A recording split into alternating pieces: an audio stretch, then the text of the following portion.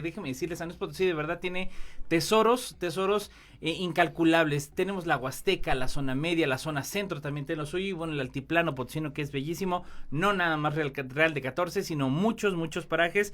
Y bueno, damos la más cordial bienvenida al doctor Gildardo Aquino Pérez. Él es investigador del Colegio de Postgraduados Unidad Salinas, aquí en San Luis Potosí. Mi querido doctor, bienvenido.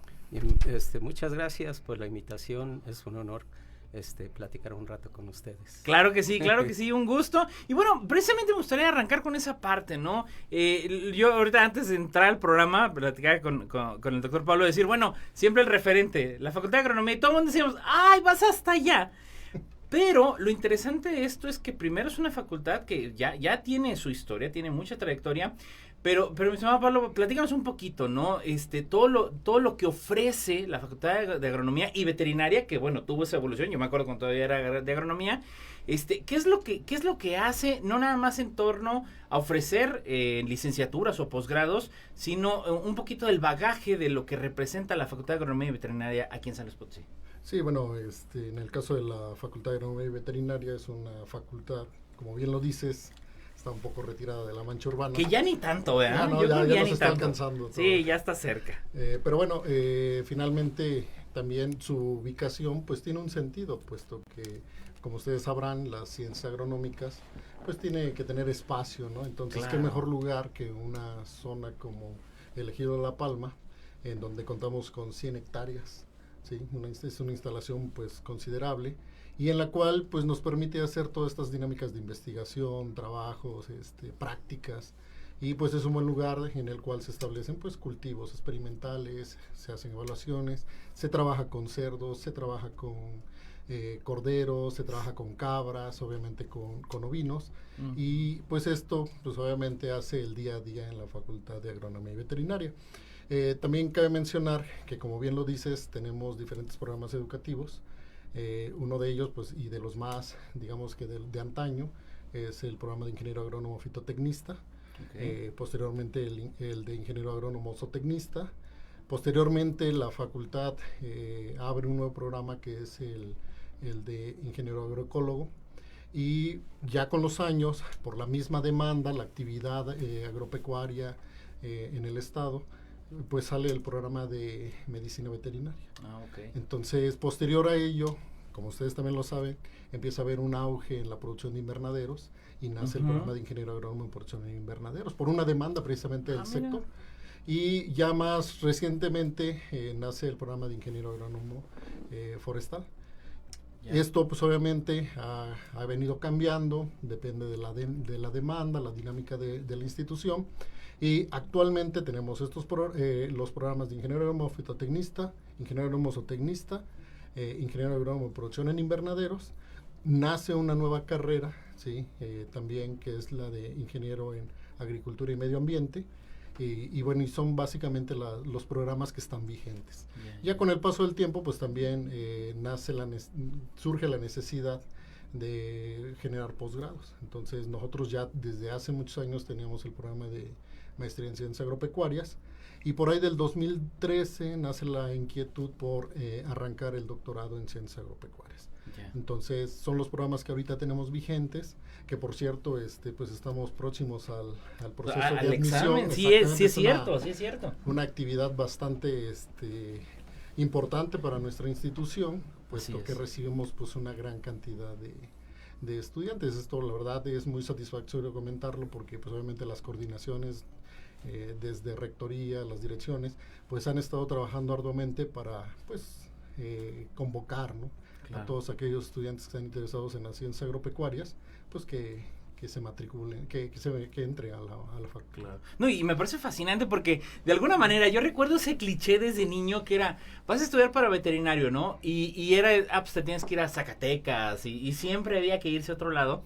Y el otro elemento es que, bueno, ustedes cubren finalmente la naturaleza propia que demanda un gran terreno, vamos, no puede estar en el centro una facultad de agronomía veterinaria, pero lo interesante también es esta amplitud de oferta educativa, ¿no? Que llegan hasta doctorado, y pues obviamente les demanda el que pues tienen que hacer laboratorio, tienen que generar investigación, tienen laboratorios. ¿Cuáles son algunos de los laboratorios que tienen por ahí, Pablo? Sí, mira, nosotros tenemos desde la parte de producción, Tenemos áreas que, por ejemplo, están destinadas a la parte agrícola, ¿sí? Tenemos el centro en agricultura protegida, en donde pues, obviamente todo es más relacionado a invernaderos, mallasombras, macrotúneles.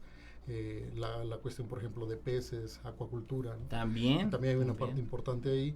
Y en el caso de los laboratorios, pues está el laboratorio de suelos, el laboratorio por ejemplo, que están involucrados en la cuestión, por ejemplo, bromatológica para forrajes animales, el laboratorio en el cual yo estoy, que es el laboratorio de biotecnología, otros laboratorios que están involucrados en la interacción planta-microorganismo. Entonces son diferentes laboratorios, el de recursos naturales y obviamente toda la parte clínica, los quirófanos, los laboratorios de microbiología que están enfocados pues, obviamente para la parte animal. A la parte animal, interesantísimo y bueno, que va de la mano un poquito también y seguramente muchos de los que nos escuchan pues no habían escuchado del Colpos, ¿no? Del Colegio de Posgraduados y mi querido Gilardo, bueno pues también platícanos un poquito al respecto, ¿no? ¿Qué es el Colpos? Y bueno, también algo interesante, como bien mencionaba Pablo, bueno, tiene su razón de ser el por qué agronomía inicia en aquella zona que ya la mancha urbana invadió, pero bueno, el Colegio de Posgraduados, ¿qué tipo de institución es? Y bueno, ¿qué oferta, qué servicios tiene también para la sociedad?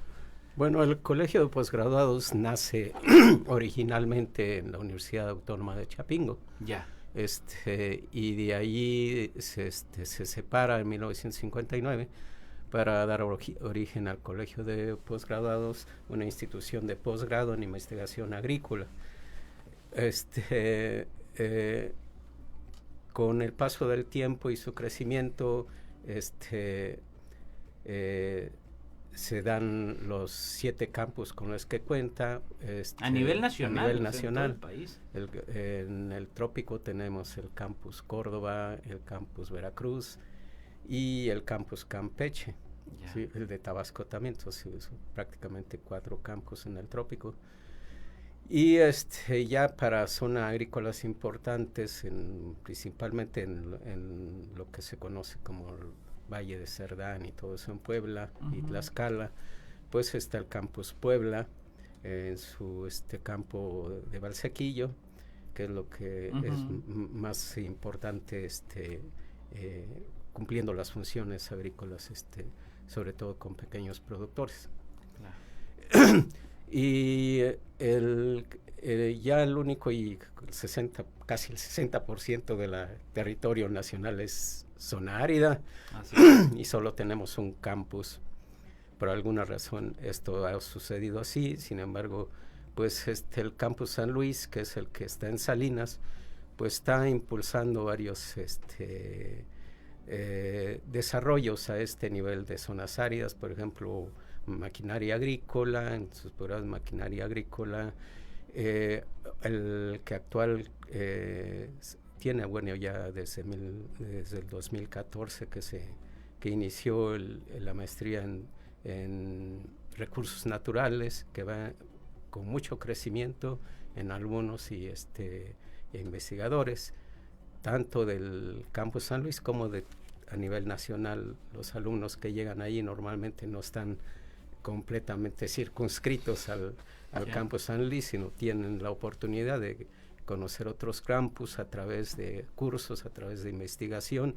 Incluso dentro del programa de maestría existe la posibilidad de hacer estancias en el extranjero, que es lo que más llama la atención a muchos alumnos. Claro, hay que tener muy buena, ser muy activo para poder, para que se les pueda tramitar esta oportunidad. Hemos tenido alumnos en Francia, en España, en Inglaterra, entonces pues sí, eso está creciendo mucho esta maestría. Otras maestrías que también tienen mucha importancia y que están adscritas al campus, pues son las maestrías tecnológicas. Esta es a nivel nacional y para que vean qué tan diverso es este campus. La dirección de esta maestría está adscrita al campus, pero está ahorita en el campus Veracruz, ¿sí? Yeah. Entonces, principalmente para atender esas regiones Hay un programa a nivel nacional también del colegio que se llama microregiones de atención prioritaria, que está orientada principalmente a los pequeños productores. Entonces, aquí tenemos uno, y a nivel nacional, pues, estas maestrías tecnológicas están orientando su interés en esos pequeños productores. Ahí es donde entra un poco el tema y la controversia con los alimentos transgénicos, claro. Sobre todo porque crece un poquito más esta maestría hasta la región de Oaxaca, en la montaña de Oaxaca, la montaña de Guerrero. Entonces es un poco extensa la amplitud de esa maestría. Y así hay otras 2 maestrías que se están manejando ahí, pero estas tienen particular importancia por su envergadura. Claro, sí. Qué maravilloso. Y digo, en el sentido estricto, me gustaría, antes de irnos al primer corte, entrar un poquito en materia, Gerardo Pablo, de irnos un poquito a las bases, porque llega un punto en que se hace cliché y sí, es transgénico.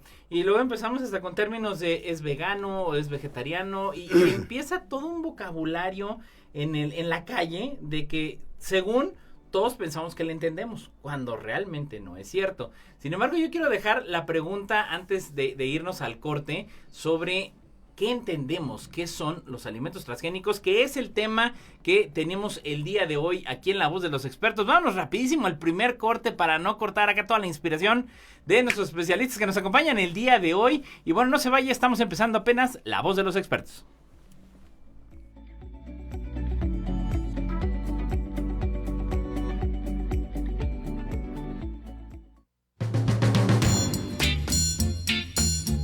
Transmite Magnética FM XHAWD 101.3 MHz, 5000 watts de potencia en sonido esféreo. Magnética FM, señal sin límites.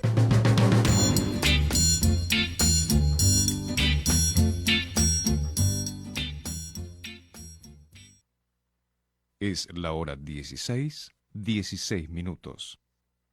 La temperatura 29 grados 7 décimas. La humedad 23%.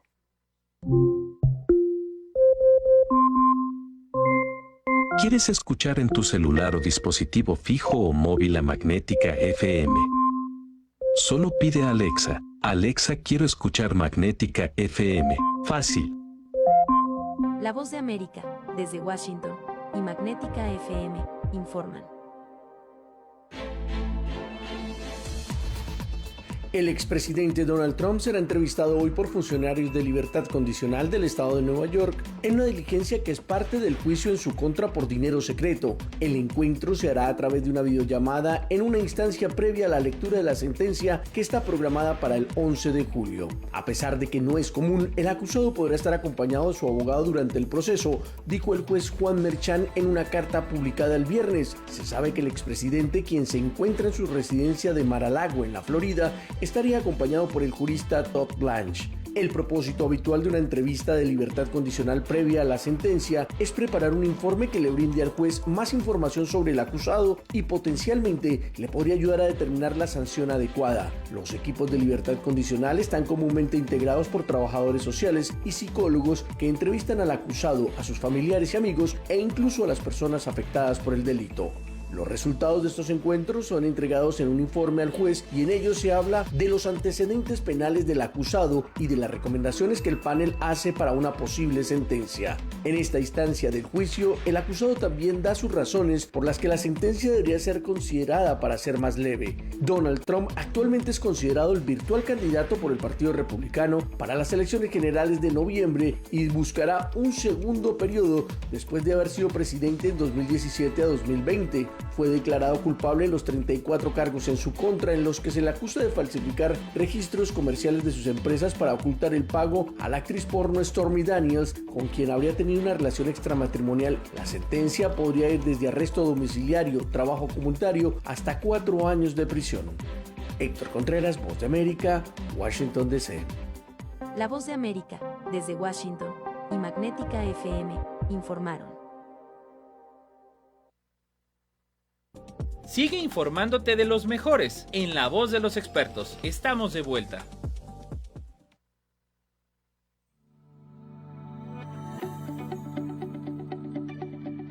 De vuelta aquí en La Voz de los Expertos y precisamente, bueno, pues estamos platicando con el doctor Pablo Delgado Sánchez y el doctor Gildardo Aquino Pérez.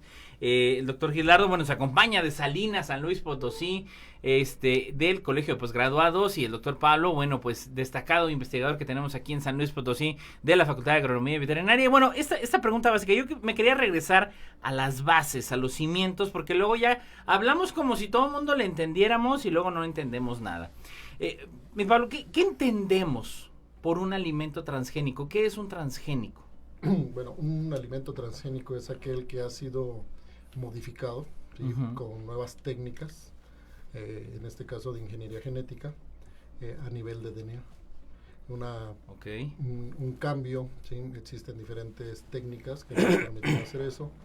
Generalmente la obtención o mejoramiento genético, en el caso de plantas, se ha venido haciendo por métodos tradicionales, en los cuales se hacen cruzas entre los diferentes individuos y generan un nuevo organismo. En el caso, por ejemplo, de los organismos genéticamente modificados, utilizamos herramientas, ¿no?, de ingeniería genética, que son muy precisas, ¿no?, a la hora de hacer esas modificaciones a nivel de DNA. Ahora, para desmitificar también este concepto de la cuestión de transgénico, hay un contexto histórico, es decir, como bien decías, y ahorita me recuerdo ese capítulo de Cosmos de la segunda temporada de Neil deGrasse Tyson, que hablaban de Mendel, claro, cuando precisamente hacía todo este gran cruce, y luego este capítulo de Vavilov, de Rusia, de todo este gran fenómeno de la acumulación de semillas, que bueno, es crucial para la supervivencia humana. Y luego la verdad es que pensamos que por el hecho de estirar en el supermercado o en el mercadito de tianguis ya, hay toda una industria detrás, hay todo un mercado detrás. ¿Cuál es un poquito el contexto histórico que tú tienes identificado? ¿Desde cuándo se entiende que ya la especie humana, digo, no nada más en México, pues empezamos a verle ya, a moverle al ADN de los alimentos? Pues desde el momento en que dejamos de ser que nos volvimos sedentarios, ¿no? Ya que nos quedamos y empezamos a echar mezcla. ¿No? Empezamos a hacer selección, porque pues por las características que tenía un animal, un cultivo, una planta, empezamos a seleccionar. Entonces, desde ese momento, pues empezamos a hacer uso de los recursos genéticos de las especies, ¿no? Y ahora, en el contexto mexicano de San Luis, tiene mucho desarrollándose, es al seno nada más de las instituciones educativas como la máxima casa de estudios, o también de las empresas, ¿no? ¿Qué contexto, por ejemplo, tengamos aquí en México sobre el impulso o cómo ha venido siendo el desarrollo de los transgénicos aquí? Bueno, en México ya tenemos bastantes años que se han estado manejando los cultivos transgénicos. Inicialmente en las etapas, por ejemplo, de evaluación, ¿no? En los cuales se montan experimentos bastante controlados para pues ver cómo se establecen estos cultivos, ¿no? En el norte del país, pues bueno, el algodón, el cultivo de soya, ¿sí? Y de muchos otros cultivos ya tienen muchísimos años, desde por ahí de los 90, ¿no?, que se han venido estableciendo, y ya hay sistemas de producción totalmente establecidos, ¿no? En el caso de San Luis Potosí, también ya tiene años que se ha estado trabajando desde la parte de soya, ya pegado ahí con Tamaulipas, y también la parte de algodón, ¿no?, que han estado montando algunas parcelas experimentales, ¿no? Ya. Y ahora, yo sé que de alguna manera pues nos pudiéramos responder inmediatamente, bueno, ¿por qué se les modifica el ADN? Pero bueno, quizá también mucha gente no está contextualizada. ¿Por qué necesidad habría, digo, para que no suene a que, es que los científicos nomás están curioseando, ¿qué necesidad habría del por qué modificar genéticamente, ahora sí que el código de la esencia de un alimento? ¿De qué serviría para el mundo? Sí, bueno, en este caso ha sido buscando, por ejemplo, mejores características agronómicas en cuanto a rendimiento, productividad, por ejemplo, sabor, ¿sí? Que si yo quiero a lo mejor un cultivo que sea más completo, pues hago ingeniería genética. Eso es por un lado. Y por otro, pues resistencia a factores ambientales, ¿no? Todos sabemos ahorita, y lo acaba de comentar también acá el colega, en México cada vez la condición hídrica, la disponibilidad de agua es bastante complicada, ¿no? Entonces, sabemos que tan solo para la agricultura el 70% del agua que dulce, por así decirlo, es utilizado para la agricultura, ¿no? Entonces se requiere bastante agua para esta actividad. Entonces aquí tener cultivos que sean más eficientes en el uso del agua, pues también ha sido una prioridad en el mejoramiento genético. La otra, por ejemplo, pues la aparición de enfermedades, resistencia a plagas. Entonces, todo este tipo de condiciones, pues son las que han promovido estas líneas de investigación para obtener, pues obviamente, cultivos que tengan mejores características, ¿no? Y eso también se ha buscado con algunas otras herramientas, ¿no? Como el mejoramiento tradicional. No, y que de alguna manera también se traduce en un impacto económico. O sea, el hecho de que algún agricultor diga, oye, pues me va a aguantar esta sequía, no voy a perder tanto cultivo, estás hablando de dinero, o sea, por eso hasta conviene la cuestión transgénica, ¿no? De alguna manera. Claro, o sea, en este caso, por ejemplo, muchas zonas en el norte, cuando inició el cultivo de algodón, fueron zonas que se reactivaron, ¿no? Con esta actividad agrícola, ¿no? Ya. Entonces, algunos otros países, por ejemplo, Argentina, Brasil, pues nuestros vecinos, Estados Unidos, es el productor número 1 de alimentos transgénicos, ¿no? Ya. Y fíjate cómo ha venido cambiando. Ahora, Gilardo, preguntarte también desde la perspectiva, y bueno, pues tú enfocado netamente también a estas áreas, igual que Pablo, ¿cuál ha sido el impacto? O sea, a lo largo de las últimas décadas, Pablo ya nos hablaba de que, bueno, pues desde los años 90, y bueno, desde que el hombre se hizo sedentario, pero ¿cuál ha sido el impacto sobre todo en la economía? Tú apuntabas, oye, pues San Luis en una zona desértica prácticamente, el resto del país, ya al norte dije, bueno, pues somos los más norteños en el caso del Colpos, somos los que estamos hasta más arriba. ¿De qué manera ha impactado el hecho de los transgénicos, sobre todo en la parte económica, en la parte de desarrollo? Es decir, ¿ha beneficiado, ha afectado? ¿Cuál es tu perspectiva al respecto de esto? Bueno, realmente aquí en México, por la situación, pues ya vemos que los transgénicos pues tienen un problema ahorita de aceptación y hay un tabú definitivamente. Y va a la Cámara de Senadores la ley para prohibirlos, ¿sí? Ajá. Sin embargo, me sorprende porque realmente si nosotros vemos las estadísticas que tiene este tipo de alimento, sorprendentemente somos los que más consumimos transgénicos después de no, estamos en los primeros, el primer lugar. Después nos sigue Estados Unidos y allí en consumo de transgénicos. Yeah. Eso habla pues realmente del impacto que tiene este tipo de alimentos en nuestra población, ¿sí? ¿Qué representa los transgénicos en México, sobre todo en el norte? Pues mucho valor económico, sobre todo en cuestión de exportación, porque aunque hay controversia respecto a lo de monocultivos, pues no deja de ser una oportunidad para productores a veces medios o a veces también pequeños de generar un producto de alto valor, ¿verdad? En casos como podemos ver allí en Sinaloa, en Sonora, aquí incluso en San Luis, como ya señalaron, en Coahuila, en la que la producción de algodón, la producción de maíz amarillo, pues tiene un valor económico bastante alto, sobre todo en la soya, que es lo que más se siembra aquí en México, ¿verdad? Yeah. ¿Qué representaría este cultivo en una región como San Luis, sobre todo el altiplano? Pues si pensamos que realmente las mejores tierras ya están debajo del piso, del cemento, y lo que nos queda realmente son tierras un poco pues pobres, digamos, y con una cantidad de agua ya muy limitada por la sobreexplotación de los mantos freáticos de la región. Uh-huh. Pues estamos hablando de que necesitamos algo que nos genere cultivos que resistan esas condiciones, ¿no? Sobre todo como lo ven ustedes ahorita, por altas temperaturas, insolación bastante calorón elevado, aquí en San Luis que traemos, ¿no? Lluvia en Salinas, solo tuvimos un evento importante de lluvia el año pasado, ahorita no hemos tenido ninguna. Entonces, pues, y la tecnología de los transgénicos, y que va a la par con la edición genética, pues da una oportunidad de generar variedades que pudieran resistir esas condiciones, ¿verdad?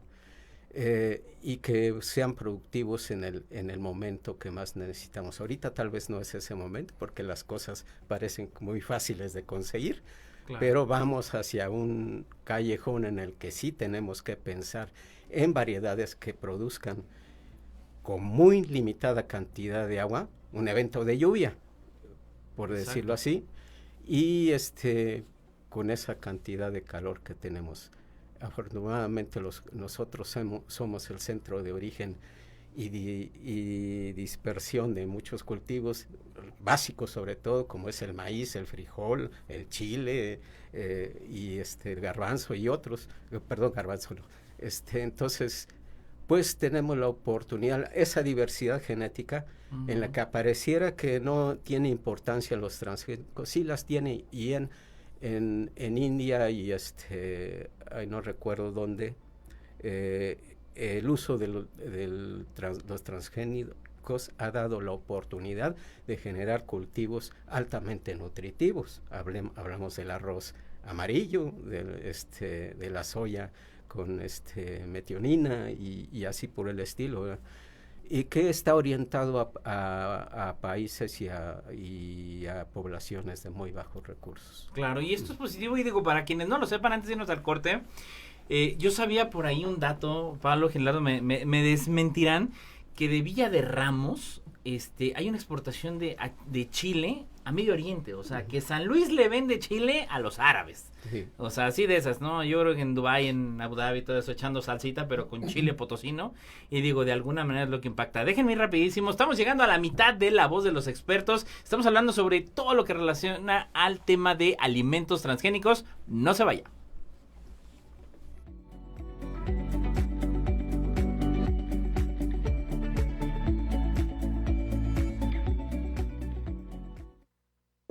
Magnética FM XHAWT. Magnética FM 101.3. 5000 watts de potencia. Emitidos desde Loma Blanca 198, Colonia Loma Dorada, en la zona platino de San Luis Potosí capital. Escuchamos tus expresiones en el 128, 83, 84 y 85 y a través de las redes sociales. Expresamos ideas en www.magneticafm.com. Transmitiendo en sonido esféreo. Magnética FM. Magnética FM.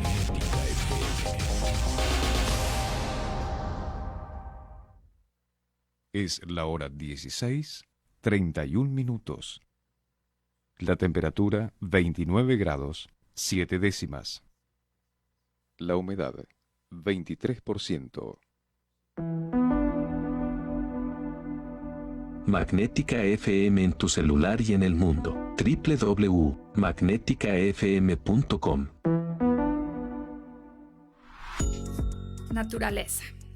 Vivir en la ciudad tiene muchas ventajas. Estamos rodeados de tecnología, comercios, entretenimiento y comodidades. Sin embargo, el crecimiento de estas nos deja cada vez menos espacios verdes, más parques de asfalto y menos lugares de tierra. Y en los últimos años nos estamos dando cuenta de las consecuencias que tenemos al separarnos de la naturaleza.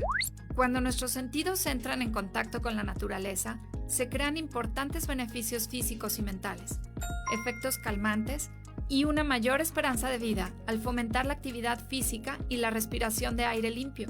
Además, disminuye enfermedades mentales como la depresión y ayuda a tener un mejor sueño. Así que cada vez que puedas, escápate a la naturaleza. Ideas por Mane. Sígueme en Facebook, Ideas de Alimentación Sana, y en Instagram, Ideas para Mamás. Sigue informándote de los mejores en La Voz de los Expertos. Estamos de vuelta.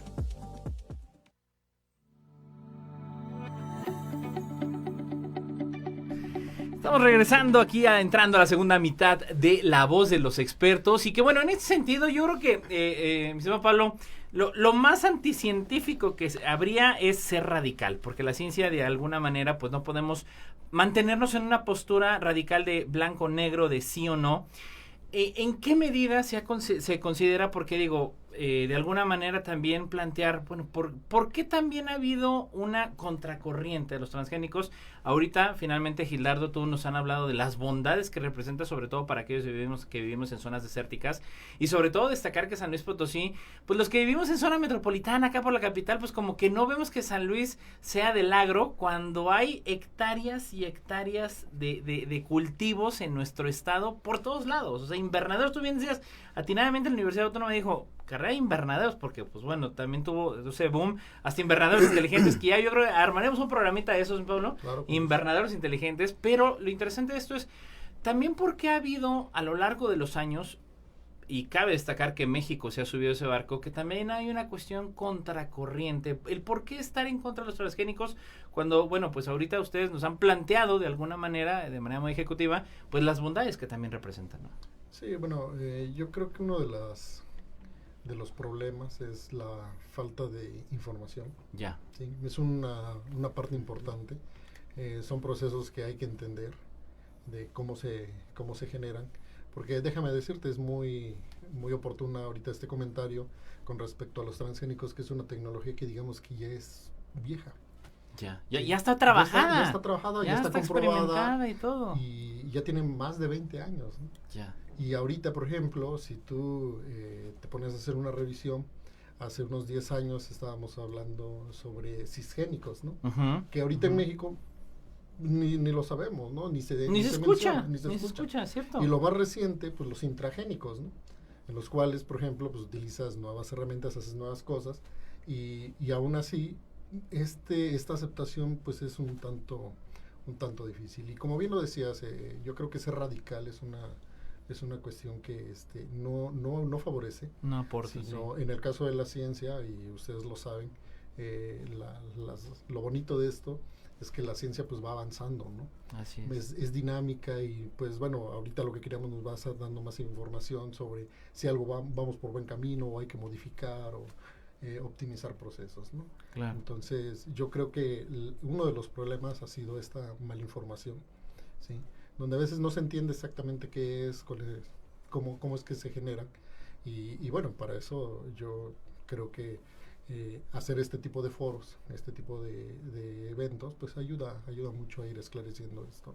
Claro, y que de alguna manera también poner sobre la mesa, ¿no, Pablo? Es decir, hay quien dice, no, transgénicos, y luego hay quien dice, pues es que nada más los encuentras en tal lugar, porque hasta se hace eso luego el tabú, ¿no? En el WhatsApp y todo eso, y no, ve a tal súper, porque ahí sí están buenos, ¿no? Ahí el tomate está grandísimo, etcétera, y bueno, aquí también plantear si es un proceso de preservación y mejora y evolución de los cultivos, así es económico, requiere mucha inversión.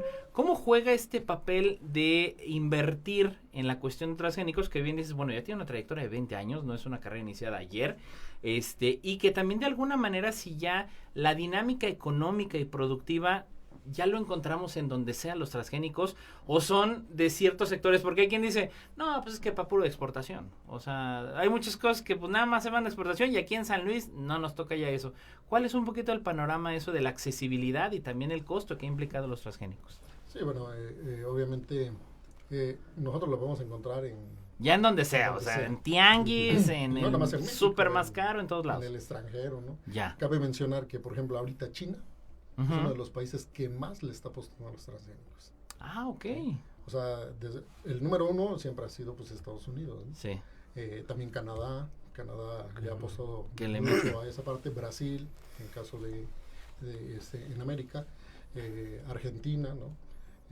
Y bueno, recientemente China le ha apostado muchísimo para este tipo de cultivos, entonces lo vamos a encontrar en muchos sitios, ¿no? Ahora, con respecto a la parte económica, pues sí, es una tecnología, ¿sí?, que de inicio pues no es barata, ¿no? Claro. No es barata. Sin embargo, como tú lo sabes, por ejemplo, pues toda la tecnología al inicio es cara, ¿no? posteriormente esto pues empieza a disminuir. Entonces yo creo que aquí es una gran oportunidad para que México, como bien lo comentaba el colega, donde tenemos pues muchísimos recursos, ¿sí?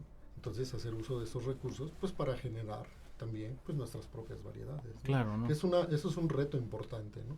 Que no nos hemos sentado a analizar, porque pues somos importadores, importamos tecnología, pero para la parte de desarrollo pues ahí nos ha costado, y hay un componente importante que es la parte económica.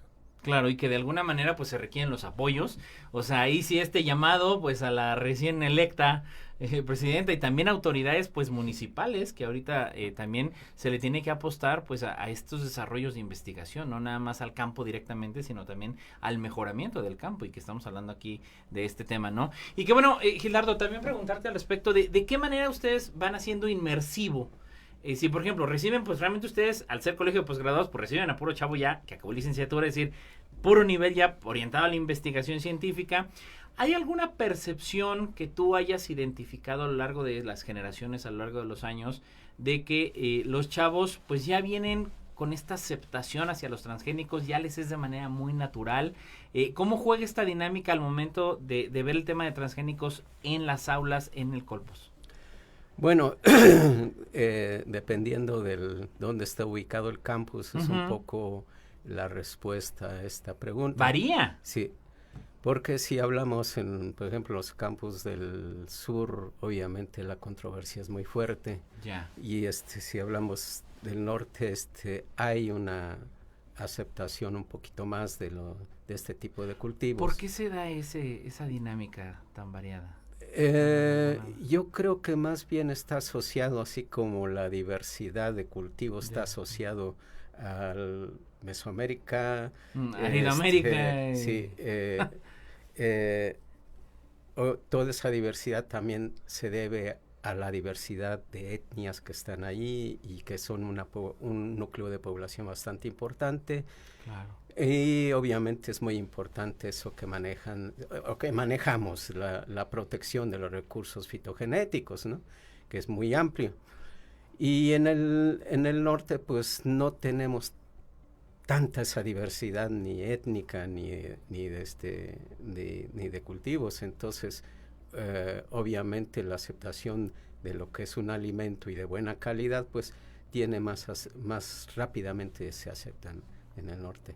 Fíjate cómo varía, ¿no? O sea, de alguna manera, no te vas a enfrentar lo mismo el profesor frente a clase, o bueno, el asesor de maestría o de doctorado, pues obviamente los retos varían. Obviamente también esto depende, por ejemplo, en el sur, si tú hablas de la Ciudad de México, del Puebla y de las grandes ciudades, pues obviamente la necesidad de alimentos de calidad es muy alta, y obviamente los que suplen esa necesidad pues son este tipo de cultivos, de alimentos.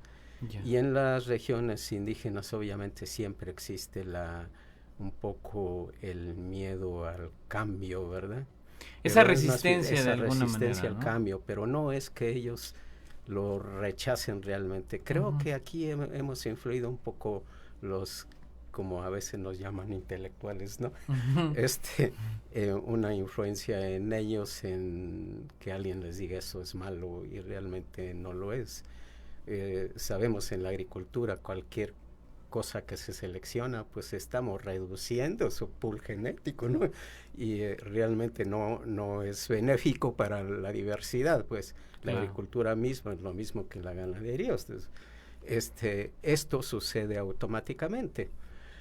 Y obviamente el interés por mejorar la calidad y el rendimiento pues está asociado a que pierde características como resistencia y otras cosas que hay que suplirlas. A veces ya no existen, incluso dentro de una diversidad de cultivos. Entonces hay que buscarla donde está. Normalmente está en otra especie, en otra variedad, y entonces hay que traerlo y integrarlo al genoma de estos cultivos. Y no es nada malo, porque realmente la naturaleza ha evolucionado de esa manera. La naturaleza hace transgénicos también. Sí, de manera natural, ¿no? Sí, o sea, hace su trabajo. El trigo, por ejemplo, es lo llamamos anfiploide, porque realmente es un cultivo que se cruzó primero con un pasto, dio un trigo y después se cruzó con otro pasto, con otra variedad de trigo y se generó un trigo tetraploide y después con otro pasto y ya se generó la variedad que ahora conocemos. Y como ven, pues estamos realmente consumiendo productos de la naturaleza.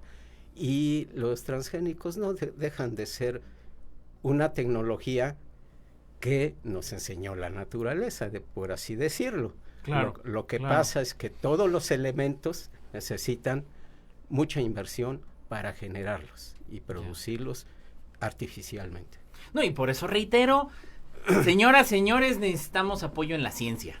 Punto. O sea, necesitamos chavos que estén interesados en desarrollarse en la investigación, porque no naces, acabo de mi carrera y vámonos. No, necesitamos chavos que se vayan a hacer maestría, hacer doctorado, hacer estancias. ¿Por qué no a China, no, Pablo? Que de alguna manera pues tengan que empujar y traer a México este elemento, y digo, tan importante. Rescato lo que decía Pablo, falta la difusión. Entonces, 2, también atinadamente decía Gildardo, oye, ¿sabes qué? No hay que permitir de alguna manera que alguien que de alguna manera diga, no, es que estos son malos. Reitero, no llegar a un extremo, ni decir que es la panacea y ya descubrimos en lo negro, ni tampoco que es algo del diablo, ¿no? Pero bueno, acompáñenme al último corte del programa del día de hoy. Estamos platicando de manera muy, muy interesante sobre los alimentos transgénicos. No se vaya, regresamos para el último segmento de La Voz de los Expertos.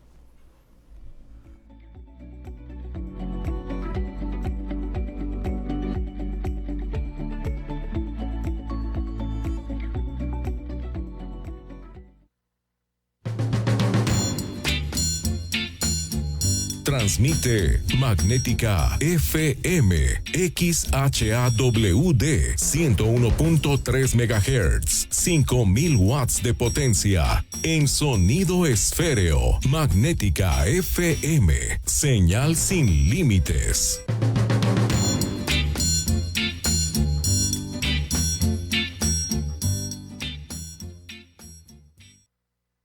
Es la hora 16:45. La temperatura 29 grados 7 décimas. La humedad 23%. ¿Quieres llamar de tu celular a Magnética? Solo marca 444-128-8384 o el 128-8385. Fácil. La Secretaría de Marina, además de ejercer el poder marítimo nacional, proteger los intereses marítimos e impulsar el desarrollo económico del país, trabaja con las administraciones del Sistema Portuario Nacional, el Corredor Interoceánico del Istmo de Tehuantepec, Turística Integral Islas Marías, el Grupo Aeroportuario y el Aeropuerto Internacional de la Ciudad de México. Porque la Secretaría de Marina somos todas y todos. Gobierno de México. ¿Te gustaría que platiquemos de lo que está pasando en San Luis, en nuestro México, y cómo podemos mejorarlo en colectivo? Te invito a que nos acompañen los miércoles de caminata con tu amigo Mau Purata, de 1 a 2 de la tarde, por Magnética 101.3 FM. Sigue informándote de los mejores en La Voz de los Expertos. Estamos de vuelta.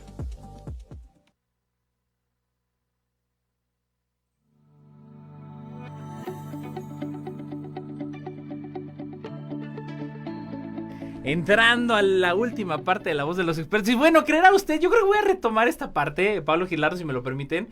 Estamos hablando precisamente de que, bueno, nada más está la parte de transgénicos, y ahorita ya nos estabas hablando en 2 segmentos anteriores, Pablo, que algunas corrientes, bueno, algunas técnicas ya ni siquiera se hablan todavía en México. Pero bueno, ahorita hacíamos el comentario y contextualizo a quienes nos están escuchando aquí en La Voz de los Expertos, que bueno, están estos términos que venimos escuchando y que yo planteaba al inicio del programa, que es los orgánicos, los vegánicos, los transgénicos. ¿Cómo marcamos esa diferencia? Y también algo que quisiera puntualizar, si hay alguna diferencia precisamente en que son más saludables, en que no, porque también que nos contextualizaras, va variando conforme al precio también la cantidad. Claro. Obviamente en la parte, por ejemplo, de alimentos, pues está muy marcado, ¿no? Cómo lo produces. O sea, si tú, por ejemplo, dices, para mí es más complicado, fui más estricto en cómo lo cultivé, Uh-huh. entonces pues obviamente lleva un valor agregado, ¿no? Ya. Entonces pues, estás hablando de un producto orgánico, pues es más caro que un producto producido de manera convencional, por así decirlo, ¿no? Existen otros alimentos, son los vegánicos, ¿no? En México yo casi no los he visto, pero en otros países, por ejemplo en Europa, en Estados Unidos, los vegánicos tienen un precio pues mucho más alto. ¿Por qué? Porque utilizas otras técnicas para obtenerlos, ¿no? Que sí es más complicado, las producciones son menores, entonces van destinados a cierto segmento sí, elite de la población, porque es caro, ¿no? Exactamente, sí, O sea, pueden caros. ser 4 o 5 veces más caros, ¿no? A ese nivel. Sí, claro, son mucho más caros. Fíjate, yo también, aunado a esto, yo quisiera plantear, Gildardo Pablo, el tema de la regulación, ¿no? El tema de la legislación. ¿Dónde estamos, pues de alguna manera, de forma general, parados en México en cuanto a la regulación? Pues también no nada más de la parte de transgénicos, pues probablemente ahorita tú decías orgánicos, vegánicos, etcétera. ¿Qué tan actualizados vamos con respecto a otros países? ¿Dónde estamos parados en materia de regulación? No sé, Gildardo, que quisieras comentar algo. Bueno, sí, en México tenemos la ley de bioseguridad de los organismos genéticamente modificados. No se ha actualizado, eso sí. Sí, le falta un refresh. Sí, le falta mucho, porque cuando esa ley se desarrolló, pues había mucha influencia de los países que estaban presionando por sembrarlo en nuestro país, ¿no? Uh-huh. Y producirlo, y obviamente buscando mercados de consumo, ¿sí? Pero en el caso de las regulaciones a nivel internacional, pues han cambiado un poco del 2015, que se prohibió momentáneamente por la OCDE los alimentos transgénicos, y que por un poco falta de buen respaldo de conocimiento abarcaron hasta los productos de mutagénesis. Entonces afectaron realmente toda esa gama de cultivos, y obviamente que con ese historial aquí en México también se hizo esa prohibición, ¿sí? Pero el año pasado ya parece que esa regulación quedó atrás. Nuevamente sobre todo para la cuestión de los organismos transgénicos, pues siguen regulados, pero tienen que pasar por una serie de pruebas de inocuidad que van realmente en tiempo. Es lo que más hace tardar la salida de un producto transgénico al mercado. Casi 10 a 15 años, con un valor económico de más de 100 millones de dólares, las pruebas para poder pasar todos los exámenes. Sí, decías, es caro. Sí. Es caro. Entonces, ya el año pasado la OCDE ya cambió de opinión respecto a la edición genética, los mutagénicos, la mutagénesis, perdón, y esto ya fueron desregulados, ¿sí? Pero los transgénicos siguen siendo regulados, aunque ya están aceptando los productos transgénicos. En Estados Unidos, pues hubo un periodo en el que de confusión, en la que el etiquetado y todo eso, pero finalmente sigue su curso la importancia de los transgénicos. Cada uno de ellos tiene su regulación, la OCDE, que es la de europea, y la de Estados Unidos. Argentina ha sido uno de los países que ha pivoteado realmente esta cuestión de la regulación. Tiene una de las mejores regulaciones en cuanto a transgénicos, pero pues es el país que más consume, que más produce transgénicos. Yeah. De ahí sigue Brasil, y sorprendentemente uno de los países que más transgénicos produce, está en quinto lugar, es la India. Es importante en este caso porque es un país en que todavía lo consideramos como como en desarrollo, ¿verdad? Así es economía emergente, ¿no? Sí. Pero bueno, ya están mandando cohetes a la luna, entonces al rato nos van a pegar un susto estos sitios, porque sí están tremendos esa economía, ¿no? Y ahora, relacionado a esto, fíjense, algo que también nos ha venido caminando en torno al tema de hoy es este tema de la falta de información o también la desinformación, ¿no? Yo por ahí en algún momento escuchaba también el tema de CRISPR, que esta cuestión genética.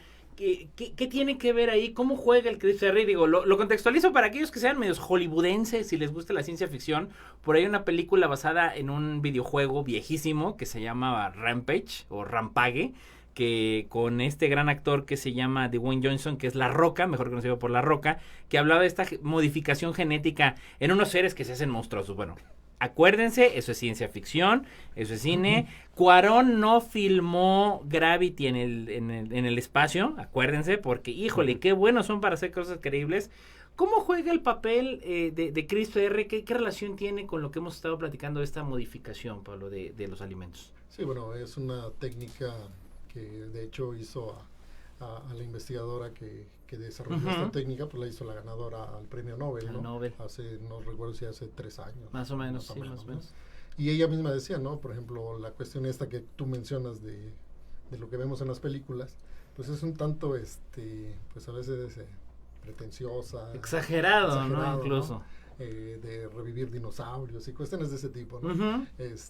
Pero bueno, finalmente es una técnica en la cual CRISPR-Cas9 es una técnica la cual permite la edición muy precisa del DNA. Entonces esto fue descubierto en microorganismos, ¿sí? Y en la cual, pues al estudiar todo este mecanismo, permite en este caso hacer el reemplazo de secciones muy, muy puntuales de DNA, ¿no? Entonces es una técnica muy novedosa que ha revolucionado, pues obviamente inició en microorganismos, posteriormente en animales, pues obviamente más recientemente en plantas, ¿no? O sea que me imagino que le falta rato a esto. Sí, claro, o sea, el CRISPR-Cas va para largo, para largo. Y pues bueno, finalmente son tecnologías que están saliendo y pues obviamente como toda la tecnología y como todo en ciencia, pues como bien lo comentaban, tenemos que validarlo, ¿no? Una de las cuestiones que sí es importante mencionar en el caso de organismos genéticamente modificados, ya no de transgénicos, específicamente sino organismos genéticamente modificados, es que existe una regulación en la cual si es alergénico, si tiene impactos negativos en el ambiente, si tiene cualquier cosa, se tienen que evaluar. Y una vez que están tan evaluados como el caso de los transgénicos, pues es que llegan al mercado, ¿no? Ya es cuando entonces eso los hace, gracias a toda esta oposición que ha habido, los hace los alimentos más seguros. Fíjate, o sea, interesantísimo. Claro, porque le han puesto tantas trabas que con las técnicas analíticas, pues hay que comprobar si es cierto o no. Y entonces se hacen muchos estudios y eso los hace los alimentos pues más seguros. Fíjate, esto es muy, muy interesante plantearlo y que los radioescuchas lo tengan en claro. Es decir, después de tantas pruebas, digo, y en algún momento, ¿no? En esta mesa hemos platicado de las vacunas de COVID, cómo salió tan rápido, y luego empiezan a salir ahí caminitos, ¿no? Algo que yo quisiera, antes de irnos del programa, y digo, sí tenemos por ahí varios minutitos, de alguna manera, luego, ahorita tú decías, bueno, animales extintos, dinosaurios. Sabemos que, bueno, pues México cuenta con una diversidad brutal, tanto de flora y fauna, y pues reitero, esto está demostradísimo, la ciencia lo ha dicho, el que dependemos obviamente del futuro que tengan, pues estos dos grandes reinos, ¿no? El de las plantas y el de los animales, y aunado a que también, bueno, en los últimos años hemos visto que la política pública ha sido también el fortalecer y cuidar el tema de pueblos originarios, flora y fauna, ¿no? Esta parte de lo que hemos hablado ya no de transgénicos, sino de la edición genética, de alguna manera abre la puerta de evitar la extinción de algunos alimentos. Digo, porque siempre hablamos de animales en extinción, pero tengo entendido, y ustedes me pondrán en la verdad, imagino que también hay flora en extinción, ¿no? Hay plantas, hay árboles, hay frutos que están en extinción. Este tema de la edición genética, Gildardo, ¿nos permitiría dar una preservación a aquello que esté en riesgo de extinción en caso de frutos o plantas? Sí, definitivamente, porque la edición genética con CRISPR, bueno, más antes ya se hacía con TALEN y con huellas de zinc, y de hecho como CRISPR hay un mundo de enzimas que también hacen ese tipo de trabajo. Crelox, por ejemplo, en mamíferos, y de ahí hay otros, ¿verdad? Y su importancia obviamente puede, sobre todo con CRISPR, que es muy versátil. De hecho, CRISPR ya no solo hace edición genética, ya hace transgénesis, pues. Está limitado por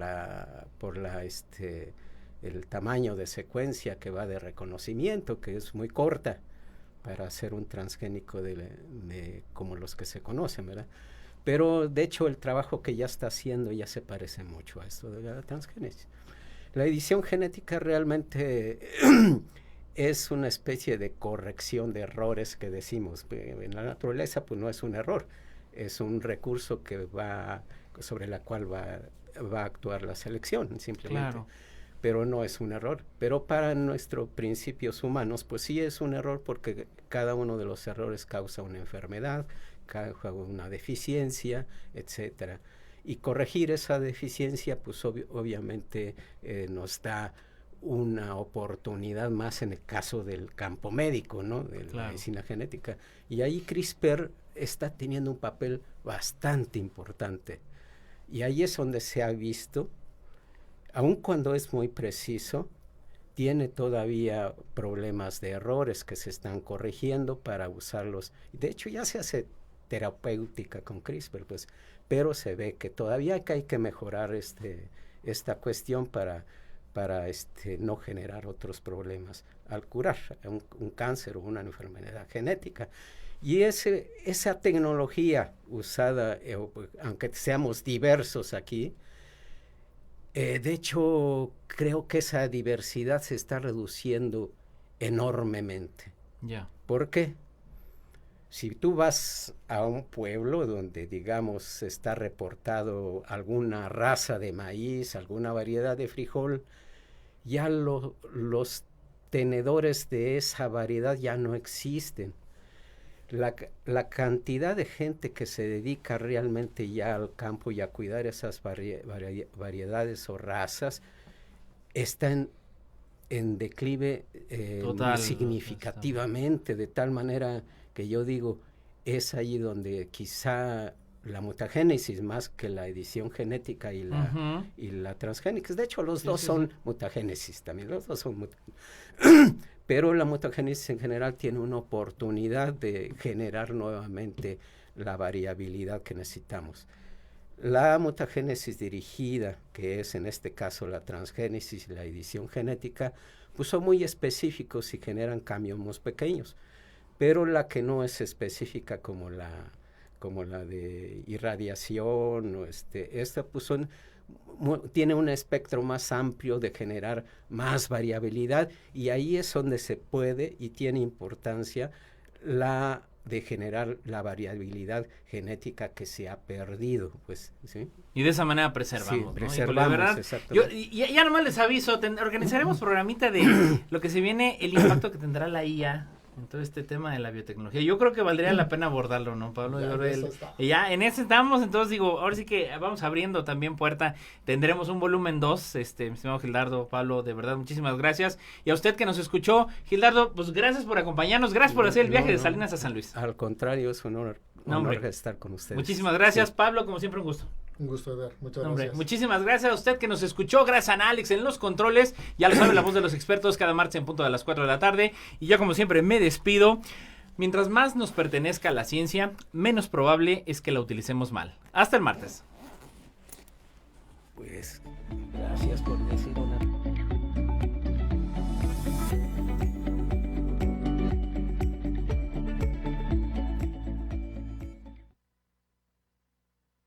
Gracias por acompañarnos en La Voz de los Expertos. No lo olvides, todos los martes a las 4 de la tarde por el 101.3 de FM. Esta fue una producción del Consejo Potosino de Ciencia y Tecnología y Magnética FM. Te esperamos la próxima semana. Magnética FM. XHAWT. Magnética FM 101.3. 5000 watts de potencia, emitidos desde Loma Blanca 198, Colonia Loma Dorada, en la zona platino de San Luis Potosí capital. Escuchamos tus expresiones en el 128, 83, 84 y 85 y a través de las redes sociales. Expresamos ideas en www.magneticafm.com.